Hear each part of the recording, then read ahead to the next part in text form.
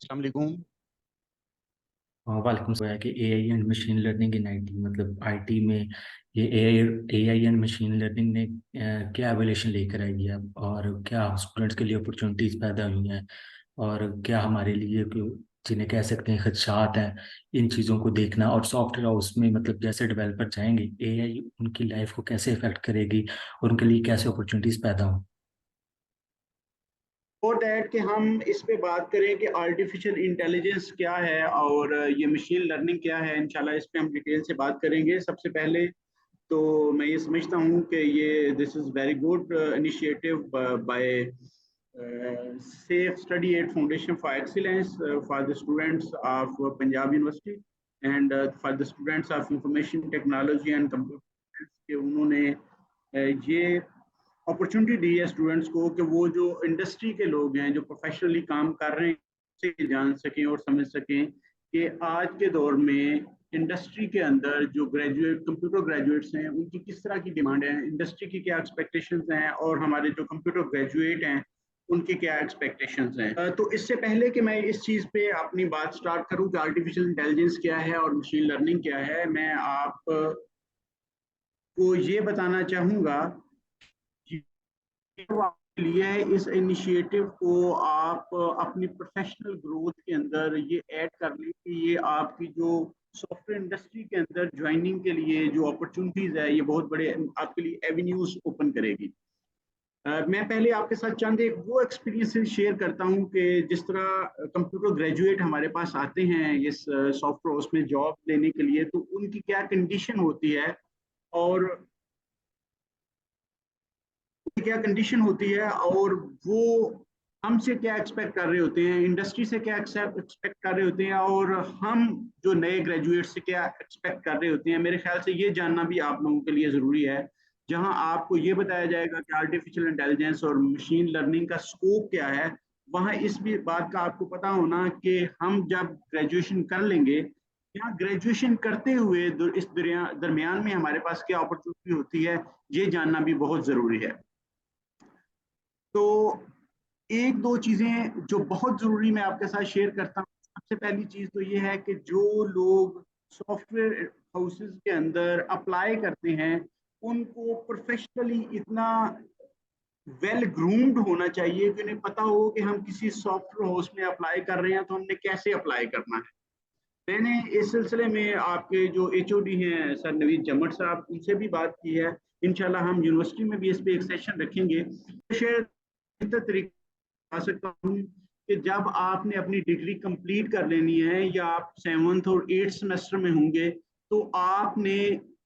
Industry के अंदर आपको क्या अपॉर्चुनिटीज हैं। ये कुछ एक 7th सेमेस्टर का स्टूडेंट है, के हैं, फर्स्ट एंड सेकंड के हैं, जो 6th के हैं या 8th सेमेस्टर के हैं वो काइंडली जरूर शेयर करें ताकि उनके लिए कुछ ऐसे गोल्डन रूल्स मैं बताऊं कि जब इन्होंने इंडस्ट्री में जाना है जॉब के लिए या इंटर्नशिप के लिए तो उनको किन चीज़ों का ख्याल रखना चाहिए, जिनकी बुनियाद पे मैं उनको गारंटी से कहता हूँ कि उनको जॉब। जो मैं आपको बता, पहली बात यह है कि जो आपकी सीवी है वो इंतहाई जानदार होनी।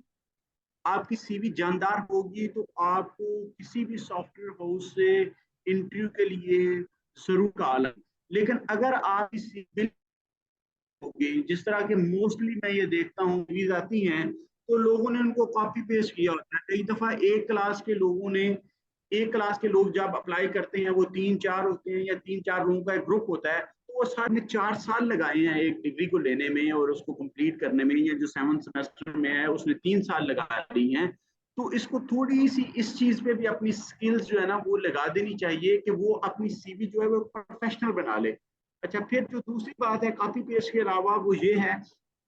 कि बहुत सारे लोग जो हैं वो सीवी बनाते हैं तो उनकी सीवी में और एक नॉन प्रोफेशनल बंदा जिसने बीए किया है सिंपल या जिसने एमए किया है उसकी सीवी में कोई फर्क नजर नहीं आता। तो आप लोगों को अपनी सीवी में अपनी जो प्रोफेशनल स्किल्स हैं वो जरूर ऐड करनी है। अपनी प्रोफेशनल स्किल्स की जब मैं बात करता हूँ तो उसमें अपनी प्रोग्रामिंग की स्किल्स ऐड करें, उसमें अपने सेमेस्टर प्रोजेक्ट्स जो है वो ऐड करें और अपना फाइनल प्रोजेक्ट ऐड करना कभी भी ना भूलें। और जब आप इंटरव्यू के लिए आते हैं तो जब आपसे कहीं इंटरव्यू में ये पूछा जाता है कि आपका ये ग्रुप प्रोजेक्ट था तो आपने क्या किया है, तो सिर्फ एक ही क्वेश्चन आंसर आमतौर पे सारे लोगों का होता है कि बस जी मैंने इसमें डॉक्यूमेंटेशन का काम किया है। इस सारे लोगों ने डॉक्यूमेंटेशन नहीं की होती। कुछ किसी ने उस बैकएंड का काम किया होता है, किसी ने डेटाबेसेस का काम किया होता है, किसी ने उसमें डेवलपमेंट की होती है। तो कोशिश ये करें कि सारे लोग जो भी काम करें, एक तो ये है कि वो सबको पता हो, जो डेवलपमेंट कर रहा है, फ्रंट एंड का काम कर रहा है, वो बैकएंड वाले के साथ भी शेयर करे, जो डेटाबेस का काम कर रहा है वो फ्रंट एंड वाले के साथ भी शेयर कर रहे हैं, जो डॉक्यूमेंटेशन कर रहे हैं वो भी एक दूसरे के साथ शेयर करें, ताकि आप जब इंडस्ट्री में जाएं, आपको आपके फाइनल प्रोजेक्ट के बारे में पूछा जाए तो आप सबको पता हो कि मैंने ये किया है और इस तरह किया है और ये मेरा इसमें कंट्रीब्यूशन था। तो आप ना फाइनल प्रोजेक्ट अपनी सीवी में जरूर ऐड करें, हो सके तो अपने सेमेस्टर प्रोजेक्ट्स ऐड करें।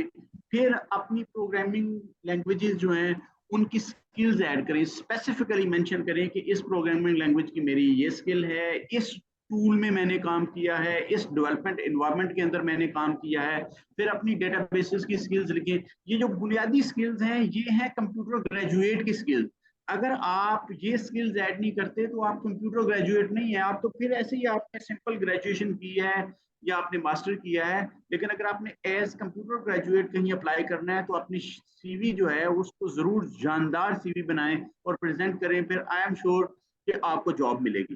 दूसरी बात, जब बहुत सारे लोग जो है वो सीवी भेजते हैं तो वो अपनी सीवी के साथ कवर लेटर नहीं अटैच करते। तो आइडियल सिनेरियो ये है कि आप सीवी के साथ कवर लेटर ऐड करें। जब आप वाया ईमेल सीवी सेंड करते हैं तो फिर ये उसमें लिखें, मेंशन करें कि मैंने आपकी कंपनी के बारे में देखा है, आपकी कंपनी में जॉब या तो अगर एडवर्टाइज हुई हो तो मेंशन करें कि ये जॉब एडवर्टाइज हुई है या ये इंटर्नशिप एडवर्टाइज हुई है। उसके लिए मैं अपने आप को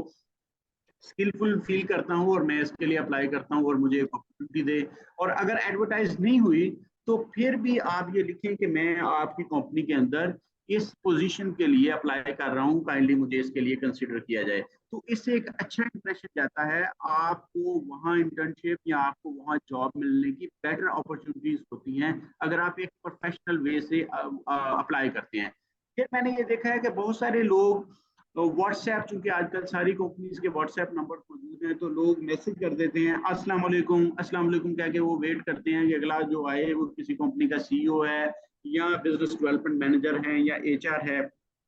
वो आए, वो आपके वालेकुम सलाम कहे, फिर आपका दूसरा मैसेज आता है क्या हाल है, फिर आपका घंटे बाद अगर वो जवाब दे तो फिर तीसरा मैसेज आता है आपकी कंपनी में क्या क्या काम करते हैं, आप किस तरह आता है। यानी आप इंक्वायरी स्टार्ट कर देते हैं कि आपकी कंपनी में वेबसाइट्स आप बनाते हैं, आप सॉफ्टवेयर बनाते हैं, आप किस टेक्नोलॉजी में काम करते हैं, आप मोबाइल एप्लीकेशन में काम करते हैं, आप आर्टिफिशियल इंटेलिजेंस में काम करते हैं। ये इंक्वायरी वाला मूड जो होता है ये भी एक अच्छा मूड नहीं है। आपको कहना ये चाहिए, क्योंकि आपको पता है कि एक सॉफ्टवेयर उसका नंबर है, तो आप वहाँ एक बड़ा ग्रेसफुल सा मैसेज लिखें और ये बताएं कि मैं इस कंपनी के अंदर इस पोजीशन के लिए अप्लाई करना चाह रहा हूँ, काइंडली मुझे इस पोजीशन के लिए कंसीडर किया जाए और ये अपॉर्चुनिटी दी जाए। ये जो जरूरी बात मैं समझता हूँ जिसकी बहुत ज्यादा कमी है, ये आप सारे लोगों को इसका पता होना चाहिए और इसके अकॉर्डिंगली आपने नेक्स्ट टाइम सीवी भी अपनी प्रिपेयर करनी है और इसके अकॉर्डिंगली आपने अप्लाई करना है। एक दूसरी बात जो जरूरी है जब आपने इंडस्ट्री के अंदर आना है, खासतौर पे ये 7th सेमेस्टर वाले और जो 8th सेमेस्टर वाले, वो ये है कि जब आपने किसी कंपनी में अप्लाई करना है तो पहले उस कंपनी के बारे में थोड़ा सा सर्च कर लें। लाइक आपने टेक्निक मेंटर्स से अप्लाई करना है तो आप गूगल पे जाएं और जाके देखें कि उस कंपनी के अंदर वो क्या क्या सर्विसेज दे रहे हैं, क्या उनका एड्रेस क्या है, लोकेशन क्या है, वो किस किस टेक्नोलॉजी में काम कर रहे हैं, ताकि जब आप उस कंपनी में जाएं तो आप उस कंपनी के बारे में पहले से ही कुछ जानते हो, तो इसका भी एक अच्छा इंप्रेशन होगा। दूसरी बात जो जरूरी बात है कि आपने अप्लाई करना है तो उससे पहले ना कोई स्किल भी आपके पास होनी चाहिए। कुछ लोगों ने सीवीज के अंदर बहुत सारी ऐसी चीजें लिखी होती हैं जो कॉपी पेस्ट होती हैं, उसी सीवी के अंदर से लिखी हुई बात अगर उनसे पूछ ली जाए तो उसका भी उन्हें कुछ पता नहीं होता। मतलब उन्होंने लिखा है कि मैं फला फला टूल में काम कर लेता हूँ, कोई कहता है कि मैं माई एक्लिप्स में काम कर लेता हूँ, तो अगर उससे क्वेश्चन किया जाए कि जी माई एक्लिप्स में क्या किस लैंग्वेज में काम किया जाता है तो इवन उसको भी नहीं पता होता। तो कम से कम जो कुछ आपने अपनी सीवी में लिखा है वो सीवी के अंदर लिखी हुई हर चीज जो है उसका आपको होना चाहिए। उसके लिए अपने आप को वेल प्रिपेयर करें। और जो तीसरी बात है ज़रूरी वो ये है कि अपने आप को, अगर आपने आईटी के प्रोफेशन में ग्रो करना है, अपने आप को आगे लेके जाना है, और ख़ास तौर पे आपने आर्टिफिशियल इंटेलिजेंस में जिस तरह आपकी इंटरेस्ट है, आपकी मशीन लर्निंग में इंटरेस्ट है, तो आप अपने आप को कोडिंग के अंदर जो है ना वो महारत हासिल करें। आपको चाहिए कि जो कोडिंग है उसके अंदर आपकी इतनी महारत हो कि आप किसी भी, जरूरी नहीं कि आप पाइथन के अंदर प्रोग्रामिंग कर सकते हो, जरूरी नहीं कि आप आर के अंदर प्रोग्रामिंग कर सकते हो, या आप जावा के एक्सपर्ट हो। किसी भी प्रोग्रामिंग लैंग्वेज के अंदर आपकी इतनी ये स्किल होनी चाहिए कि आप कोई अच्छा कोड और नीट एंड क्लीन कोड लिख सकते हो। सर अगर हम देखें तो nowadays आर्टिफिशियल इंटेलिजेंस और मशीन लर्निंग की जॉब अपॉर्चुनिटीज और इंटर्नशिप बहुत कम है as compare to web and app development. इस लिहाज से जरा डिस्कस कर दें कि इसको किस तरह हम अवेल कर सकते हैं। ओके, मैं ये क्वेश्चन तो बेसिकली बनता है थोड़ा, जब हम इस सेशन को थोड़ा सा चला लें, आर्टिफिशियल इंटेलिजेंस और मशीन लर्निंग के बारे में आपको बता दी, लेकिन चूंकि आपने क्वेश्चन पहले ही कर लिया और बड़ा जरूरी क्वेश्चन है, असल में जो इंटरेक्टिव सेशन होता है ना वो ज्यादा फायदेमंद होता है, बजाय इसके कि मैं स्लाइड्स प्ले करना शुरू कर दूं और आपको उस पर बताना शुरू कर दूं। आपने ये कहा है कि आजकल आर्टिफिशियल इंटेलिजेंस की और मशीन लर्निंग की जॉब्स कम हैं या इंटर्नशिप की अपॉर्चुनिटीज कम है। You are right, you are 100% right, आजकल कम है। लेकिन आपको ये क्वेश्चन करना चाहिए कि मुस्तकबिल में इसकी क्या कैफियत होगी। जिस तरह के मुझे अभी अहमद ने भी स्टार्ट में बताया कि लोग ये जानना चाह रहे हैं कि फ्यूचर में क्या होगा, तो इस बात को आप फारशो और अपने फेथ का पार्ट बना लें कि मुस्तकबिल में आर्टिफिशियल इंटेलिजेंस के बगैर और मशीन लर्निंग के बगैर, इसकी अंडरस्टैंडिंग के बगैर, बहुत सारे लोग ऐसे होंगे जो शायद मार्केट में जॉब ना ले सकें, या जो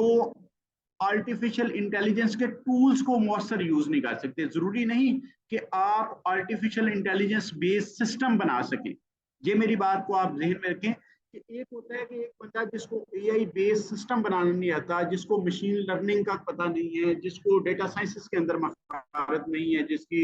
या जो किसी प्रोग्रामिंग लैंग्वेज में एक्सपर्ट नहीं है, तो उसका स्कोप नहीं है, ऐसी बात नहीं है। आइडियल केस ये है कि आपको जो कोडिंग स्किल आपकी अच्छी होनी चाहिए किसी भी एक प्रोग्रामिंग लैंग्वेज में, दो प्रोग्रामिंग लैंग्वेजेस में,